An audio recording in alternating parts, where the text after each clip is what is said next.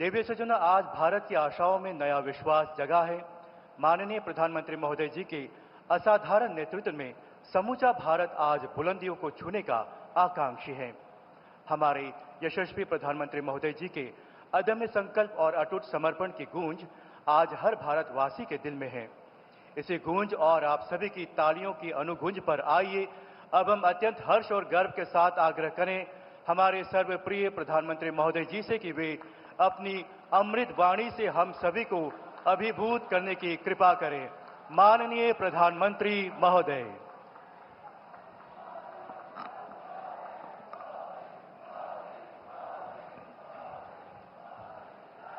भारत माता की, भारत माता की, भारत माता की जय हिंद, जय हिंद, जय हिंद।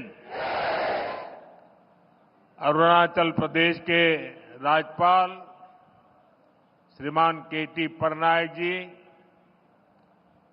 राज्य के लोकप्रिय युवा मुख्यमंत्री पेमा खांडू जी, केंद्रीय मंत्रिमंडल के मेरे सहयोगी किरण रिजिजू, राज्य सरकार के मंत्रीगण, संसद में मेरे साथी नाबब रेबिया जी, तापिरगांव जी, सभी विधायक साथी, अन्य जनप्रतिनिधिगण, अरुणाचल के मेरे प्यारे भाई और बहनों, बॉम्येरुंग, बॉम्येरुंग, दोनीपोलो, सर्वशक्तिमान दोनीपोलो हम सबको आशीर्वाद दें। साथियों, हेलीपैड से यहां इस मैदान तक आना, रास्ते में इतने सारे लोगों से मिलना, बच्चों के हाथों में तिरंगा, बेटे बेटियों के हाथों में तिरंगा, अरुणाचल का ये आदर सत्कार गौरव से भर देता है। और ये स्वागत इतना जबरदस्त था कि मुझे पहुंचने में भी देरी हो गई और इसलिए भी मैं आप सबकी क्षमा मांगता हूं। अरुणाचल की ये भूमि उगते सूर्य की धरती के साथ ही देशभक्ति के उफान की भी धरती है, जिसे तिरंगे का पहला रंग केसरिया है, वैसे ही अरुणाचल का पहला रंग केसरिया है। यहां का हर व्यक्ति शौर्य का प्रतीक है, सादगी का प्रतीक है और इसलिए अरुणाचल तो मैं कई बार आया हूं, राजनीति में सत्ता के गलियारों में नहीं था तब भी आया हूं और इसलिए यहां की ढेर सारी यादें मेरे साथ जुड़ी हुई हैं और उसका स्मरण भी मुझे बहुत अच्छा लगता है। आप सभी के साथ बिताया हर पल मेरे लिए यादगार होता है। आप जितना प्यार मुझे देते हैं, मैं समझता हूं जीवन में इससे बड़ा कोई सौभाग्य नहीं होता है। तवांग मठ से लेकर नमसाई के स्वर्ण पगोड़ा तक अरुणाचल शांति और संस्कृति का संगम है,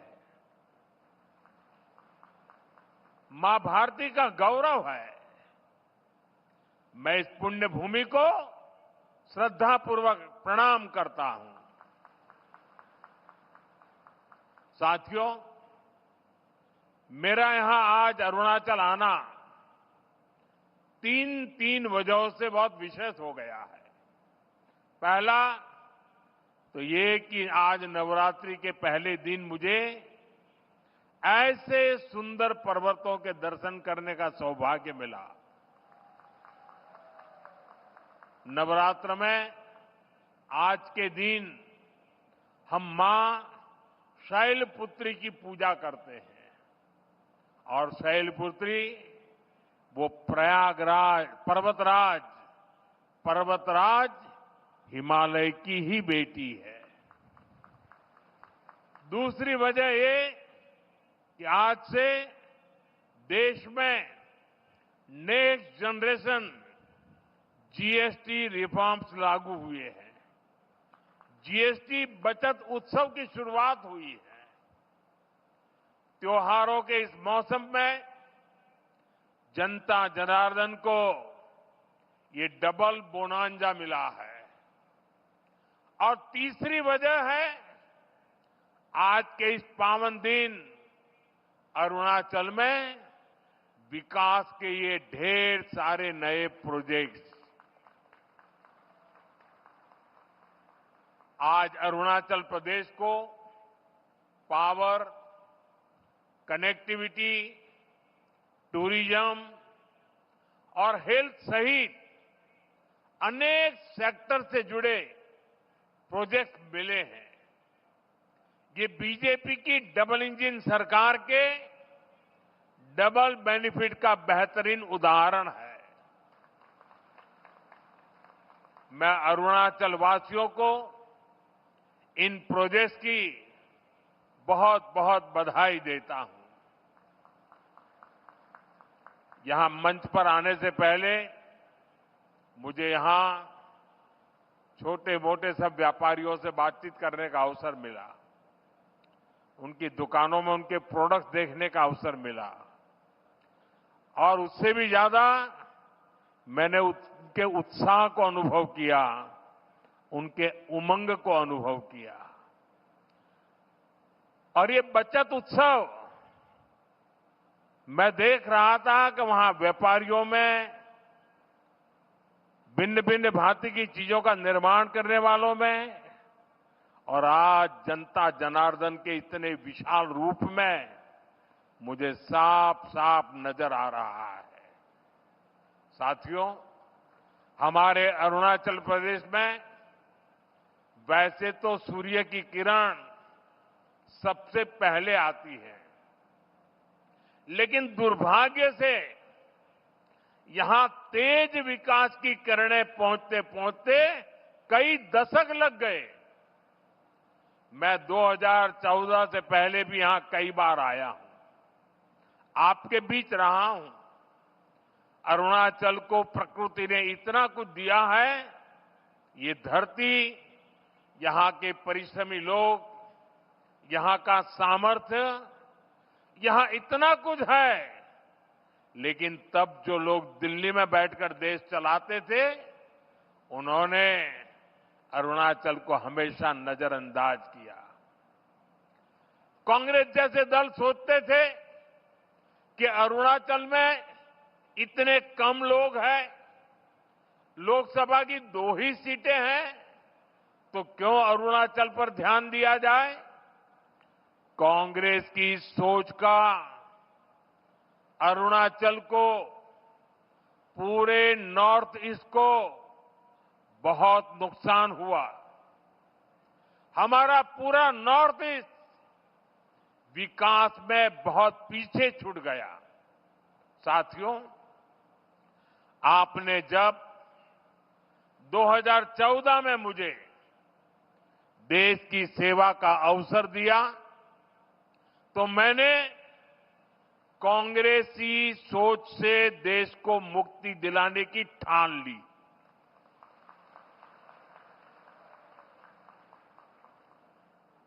हमारी प्रेरणा किसी राज्य में वोटों और सीटों की संख्या नहीं, नेशन फर्स्ट की भावना है। देश पहले हमारा एक ही मंत्र है, नागरिक देवो भव। जिनको कभी किसी ने नहीं पूछा उसको मोदी पूजता है। इसलिए जिस नॉर्थ ईस्ट को कांग्रेस के समय में भुला दिया गया था, वो साल 2014 के बाद विकास की प्राथमिकताओं का केंद्र बन गया है।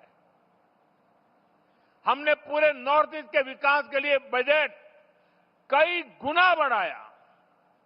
हमने लास्ट माइल कनेक्टिविटी और लास्ट माइल डिलीवरी को अपनी सरकार की पहचान बनाया।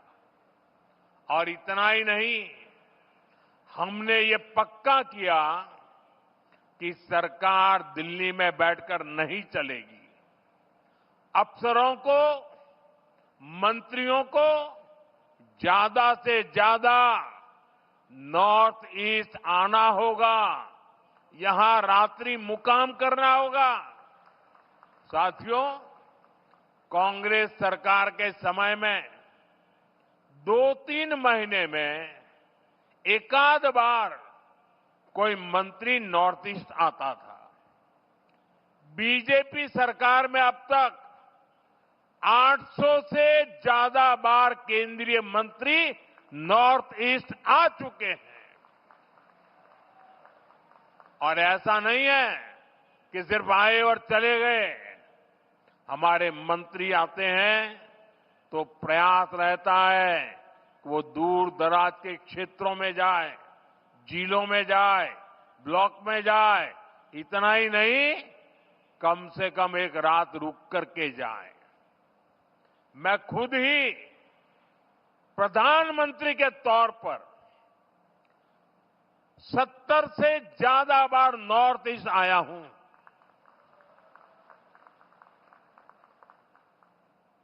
अभी पिछले हफ्ते ही मैं मिजोरम, मणिपुर और असम गया था और रात गुवाहाटी में रुका था।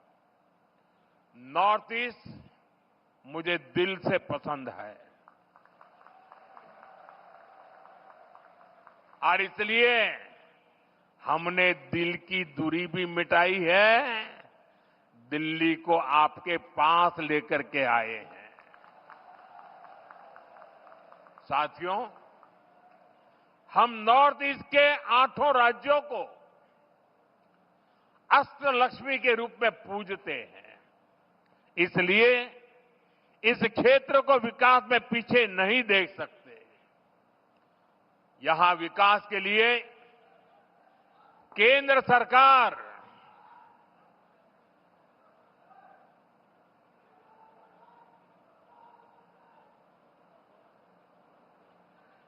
सरकार ज्यादा से ज्यादा पैसे खर्च कर रही है। मैं आपको एक उदाहरण देता हूं। आप में से कुछ लोगों को पता होगा, देश में जो टैक्स इकट्ठा होता है उसका एक हिस्सा राज्यों को मिलता है। जब कांग्रेस की सरकार थी तो 10 साल में अरुणाचल प्रदेश को सेंट्रल टैक्स में से सिर्फ 6,000 करोड़ रुपए ही मिले थे, जबकि हमारी बीजेपी सरकार के 10 सालों में अरुणाचल को 1 लाख करोड़ रुपए से अधिक मिल चुके हैं। यानी बीजेपी की सरकार ने अरुणाचल को 16 गुना ज्यादा पैसा दिया है। और ये सिर्फ टैक्स का हिस्सा है। इसके अलावा यहां अलग अलग स्कीम के तहत जो भारत सरकार खर्च कर रही है, जो बड़े बड़े प्रोजेक्ट यहां बन रहे हैं, वो तो अलग ही है।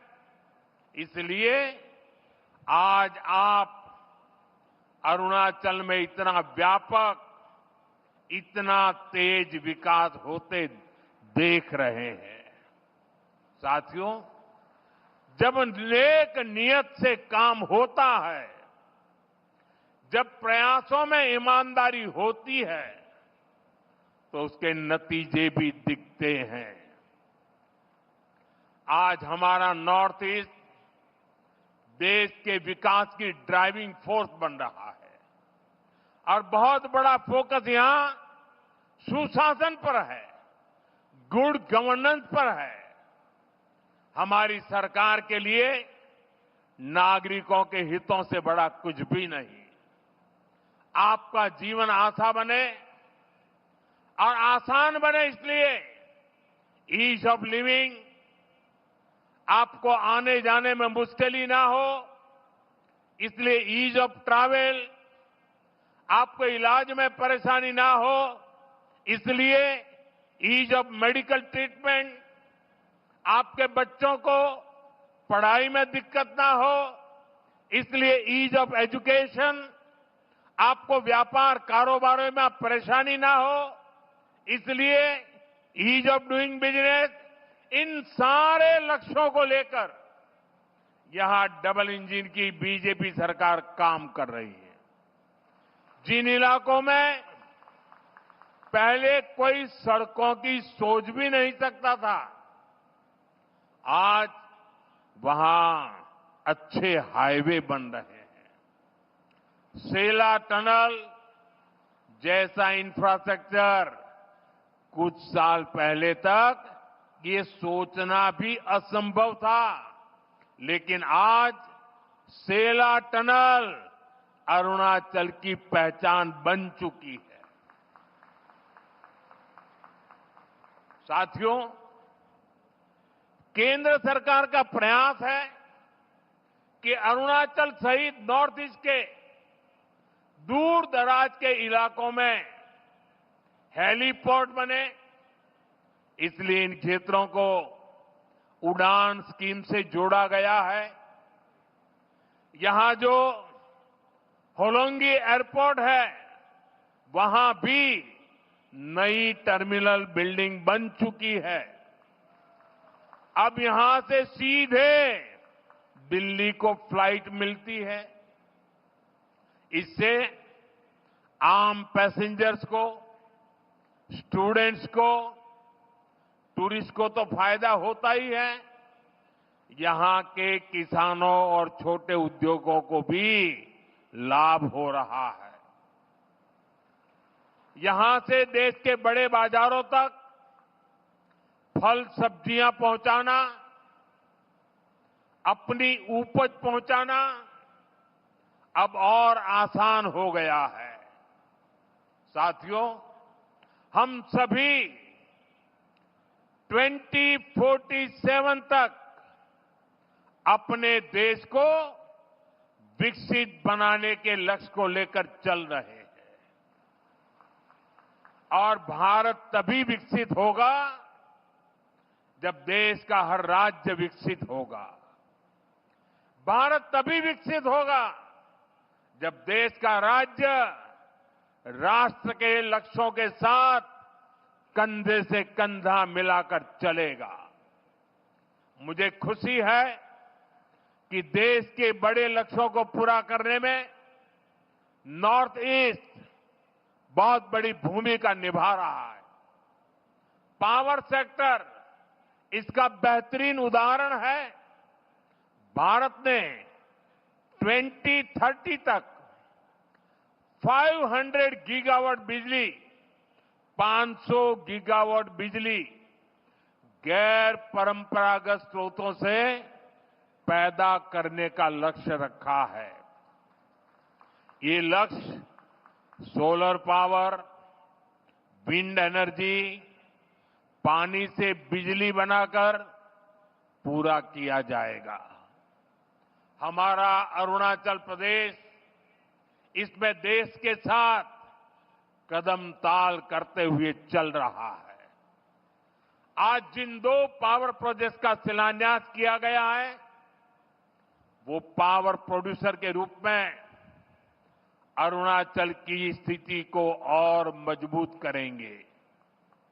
इससे अरुणाचल के हजारों नौजवानों को नौकरियां मिलेगी और यहां विकास के कार्यों के लिए सस्ती बिजली भी उपलब्ध होगी। कांग्रेस की एक पुरानी आदत है कि विकास का जो भी काम मुश्किल होता है उस काम को वो कभी हाथ ही नहीं लगाते, भाग जाते। कांग्रेस की इस आदत का नॉर्थ ईस्ट को, अरुणाचल को भी बहुत नुकसान हुआ। जो मुश्किल इलाके होते थे, जो पहाड़ों में हो या जंगलों के बीच हो, जहां विकास के काम करना चुनौती होता था, उन क्षेत्रों को कांग्रेस पिछड़ा घोषित करके भूल जाती थी। इसमें देश के ट्राइबल इलाके, नॉर्थ ईस्ट के जिले सबसे अधिक थे।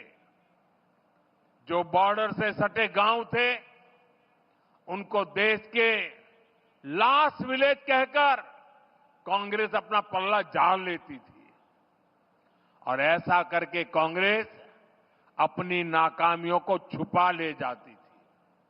यही कारण है कि आदिवासी क्षेत्रों से, बॉर्डर के एरिया से लोगों को निरंतर पलायन होता गया।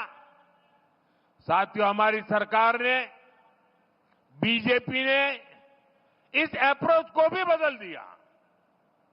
जिनको कांग्रेस बैकवर्ड डिस्ट्रिक्ट कहती थी, हमने उनको एस्पिरेशनल डिस्ट्रिक्ट बनाया और वहां विकास को प्राथमिकता दी गई। बॉर्डर के जिन गांवों को कांग्रेस लास्ट विलेज कहती थी, उनको हमने देश के फर्स्ट विलेज माना। इसके अच्छे परिणाम आज हम देख रहे हैं। आज बॉर्डर के गांवों में विकास की नई रफ्तार देखी जा रही है। वाइब्रेंट विलेज प्रोग्राम की सफलता ने लोगों का जीवन आसान बनाया है। अरुणाचल प्रदेश के भी 450 से अधिक ऐसे बॉर्डर विलेजेस में तेजी आई है। वहां रोड, बिजली और इंटरनेट जैसी सुविधाएं पहुंची है। पहले बॉर्डर से शहरों की तरफ पलायन होता था, लेकिन अब बॉर्डर के गांव टूरिज्म के नए केंद्र बन रहे हैं। साथियों, अरुणाचल में टूरिज्म के लिए बहुत संभावनाएं हैं। जैसे जैसे कनेक्टिविटी नए नए इलाकों को जोड़ रही है, वैसे वैसे यहां टूरिज्म बढ़ रहा है। मुझे खुशी है कि बीते दशक में यहां टूरिस्ट की संख्या में 2 गुनी वृद्धि हुई है।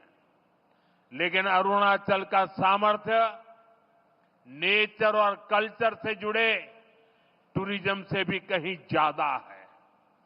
आजकल दुनिया में कॉन्फ्रेंस और कंसर्ट टूरिज्म की भी बहुत बाढ़ आ रही है, बहुत बढ़ रहा है। इसलिए तवांग में बनने जा रहा आधुनिक कन्वेंशन सेंटर अरुणाचल के टूरिज्म में एक नया आयाम जोड़ेगा। अरुणाचल को भारत सरकार के वाइब्रेंट विलेज अभियान से भी बहुत मदद मिलेगी। ये अभियान हमारे बॉर्डर किनारे बसे गांवों के लिए मील का पत्थर साबित हो रहा है। साथियों, आज अरुणाचल में तेजी से विकास इसलिए दिख रहा है क्योंकि दिल्ली और ईटानगर दोनों जगह बीजेपी सरकार है। केंद्र और राज्य दोनों की ऊर्जा विकास में लग रही है।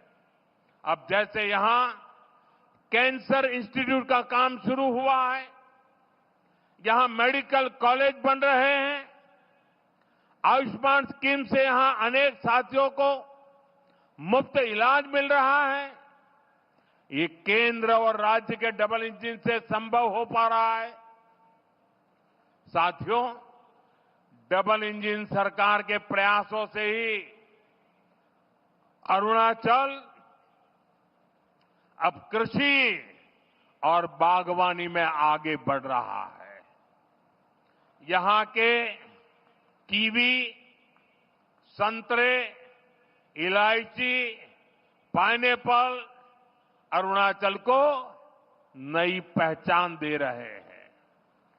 पीएम किसान सम्मान निधि का पैसा भी यहां के किसानों के बहुत काम आ रहा है। साथियों, माताओं, बहनों, बेटियों को सशक्त करना हमारी बहुत बड़ी प्राथमिकता है। देश में 3 करोड़ लखपति दीदियां बनाने, ये बहुत बड़ा मिशन है, लेकिन ये मोदी का मिशन है। मुझे खुशी है कि पेमा खांडू जी और इनकी टीम इस मिशन को भी गति दे रही है। यहां बड़ी संख्या में वर्किंग वुमेन हॉस्टल बनाने का जो काम शुरू हुआ है, उससे भी बेटियों को बहुत सुविधा होगी। साथियों, यहां बहुत बड़ी संख्या में माताएं बहनें आई हैं। मैं आपको जीएसटी बचत उत्सव की फिर से एक बार बधाई दूंगा। नेक्स्ट जनरेशन जीएसटी रिफॉर्म का भी बहुत बड़ा फायदा उन्हें ही मिलने वाला है। आपको अब हर महीने घर के बजट में बहुत राहत मिलने वाली है। किचन का सामान हो, बच्चों की पढ़ाई की चीजें हो, जूते कपड़े हो, अब ये और सस्ते हो गए हैं। साथियों, आप साल 2014 के पहले के दिन याद करिए, कितनी सारी परेशानियां थी। महंगाई आसमान छू रही थी, चारों तरफ महा घोटाले हो रहे थे, और तब की कांग्रेस सरकार जनता पर टैक्स का बोझ बढ़ाती ही जा रही थी। उस समय साल में 2 लाख रुपए कमाने पर भी इनकम टैक्स लग जाता था। ये मैं 11 साल पहले की बात कर रहा हूं। 2 लाख रुपया अगर कमाया आपने तो आपको इनकम टैक्स देना पड़ता था। और आम जरूरत की कई चीजों पर कांग्रेस की सरकार 30% से अधिक टैक्स लेती थी। बच्चों की टॉफी पर भी इतना टैक्स लगाया जाता था। साथियों, तब मैंने कहा था, मैं आपकी कमाई और आपकी बचत दोनों को बढ़ाने का काम करूंगा। बीते सालों में देश के सामने अनेक बड़ी बड़ी चुनौतियां आई, लेकिन हम इनकम टैक्स घटाते गए। इसी साल हमने, अब विचार कीजिए, 11 साल पहले 2 लाख, इसी साल हमने 12 लाख रुपए तक की वार्षिक आय पर इनकम टैक्स 0 कर दिया। और आज से जीएसटी को भी हमने सिर्फ 2 स्लैब तक सीमित कर दिया है, 5% और 18%। बहुत सारी चीजें अब टैक्स फ्री हो गई है। बाकी सामान पर भी टैक्स बहुत कम हो गया है। आप आराम से अब अपना नया घर बना सकते हैं। कोई स्कूटर, बाइक खरीदना है, बाहर खाना पीने के लिए जाना है, कहीं घूमने फिरने जाना है, ये सब पहले से सस्ते हो गए हैं। ये जीएसटी बचत उत्सव आपके लिए बहुत यादगार बनने वाला है। साथियों, मैं अरुणाचल प्रदेश की हमेशा इस बात के लिए प्रशंसा करता हूं कि आप सभी नमस्कार से भी पहले जय हिंद कहते हैं। आप वो लोग हैं जो देश को स्वयं से भी पहले रखते हैं। आज जब हम सब मिलकर विकसित भारत बनाने के लिए इतनी मेहनत कर रहे हैं, तो देश की हमसे भी एक अपेक्षा है। ये अपेक्षा है आत्मनिर्भरता की। भारत विकसित तभी होगा जब भारत आत्मनिर्भर होगा, और भारत की आत्मनिर्भरता के लिए जरूरी है स्वदेशी का मंत्र। आज समय की मांग है, देश की मांग है कि हम स्वदेशी अपनाएं, खरीदे वही जो देश में बना हो, बेचे वही जो देश में बना हो, गर्व से कहें ये स्वदेशी है। मेरे साथ बोलेंगे? आप लोग मेरे साथ बोलेंगे? मैं कहूंगा गर्व से कहें, आप कहें ये स्वदेशी है। गर्व से कहें, गर्व से कहें, गर्व से कहें। इसी मंत्र पर चलते हुए देश का विकास होगा, अरुणाचल का, नॉर्थ ईस्ट का विकास तेज होगा। एक बार फिर आपको इन विकास परियोजनाओं के लिए बहुत बहुत शुभकामनाएं देता हूं। आज नवरात्रि का पावन पर्व भी है, बचत उत्सव भी है। तो इस उत्सव में शरीक होने के लिए मेरी एक रिक्वेस्ट है आपको, अपना मोबाइल फोन बाहर निकालिए और मोबाइल फोन का फ्लैश लाइट चालू कीजिए। सब अपने मोबाइल की फ्लैश लाइट चालू करें। सबके मोबाइल की फ्लैश लाइट चालू करिए और हाथ ऊपर कीजिए सबका। सब अपने मोबाइल की फ्लैश लाइट। ये बचत उत्सव का नजारा है, ये बचत उत्सव की ताकत है। ये नवरात्रि का प्रथम दिन है। देखिए, प्रकाश ही प्रकाश है, और अरुणाचल का प्रकाश पूरे देश में फैल जाता है। देखिए, चारों तरफ नजारा देखिए, चारों तरफ नजारा देखिए, रोशनी ही रोशनी, चमकते तारों की तरह। मेरी आप सबको बहुत बहुत शुभकामनाएं, बहुत बहुत धन्यवाद।